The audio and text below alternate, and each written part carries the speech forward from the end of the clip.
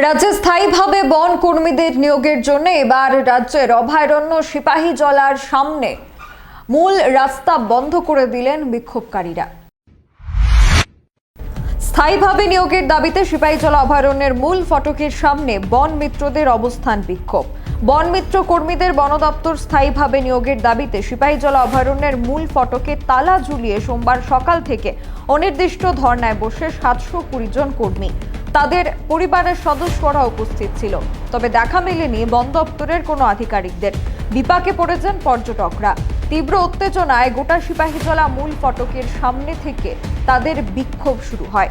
2021 সালের অগস্ট মাসে বন দপ্তরের উদ্যোগে কন্ট্রাকচুয়াল বন মিত্র প্রকল্পে সারা রাজ্য থেকে 720 জন কর্মী নিয়োগ করা হয়। তখন তাদের বেতন ছিল মাত্র 3000 টাকা।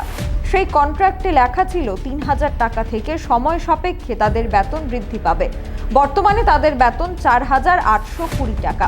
কিন্তু বন মিত্র কর্মীদের বর্তমান দাবি তাদেরকে বন দপ্তরের স্থায়ীভাবে নিয়োগ করতে হবে। কিন্তু রাজ্য বন দপ্তরের উদ্যোগে পূর্বে যখন তাদেরকে চাকরি প্রদান করা হয় তাতে স্পষ্ট উল্লেখ ছিল সেটা কখনোই অন্য প্রকল্পে নেওয়া যাবে না, এমনকি স্থায়ীভাবেও নিয়োগ করা যাবে না। কিন্তু বর্তমানে তারা কাজ করে চলেছে দিন রাত এক করে, তারপরেও তাদের সেই পারিশ্রমিকটা মাত্র 4820 টাকা, যার কারণে তারা বিক্ষোভে সামিল হয়েছেন। অন্যদিকে শীতের মরশুমে বনভোজনের আনন্দ নেওয়ার জন্য উপচে পড়া ভিড় ছিল পর্যটকদের। তারাও ঢুকতে পারেননি সিপাহীজলা অভয়ারণ্যের ভেতরে, কিন্তু তারপরেও দেখা মেলেনি কোনো আধিকারিকদের। Bureau report, social Bangla. এখনকার মতো সংবাদ এখানেই শেষ করছি। পরবর্তী আপডেটস দেখতে চোখ রাখবেন সোশ্যাল বাংলায়। নমস্কার।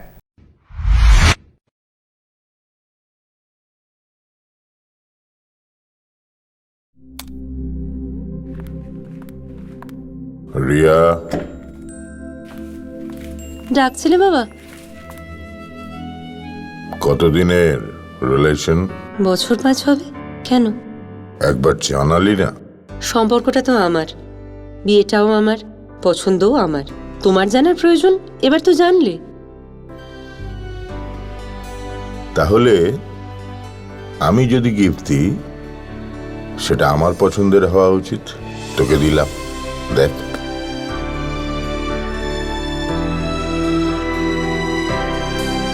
বাবা, 7 দিন ধরে অরিজিতের প্রোফাইল অবজার্ভ করছি।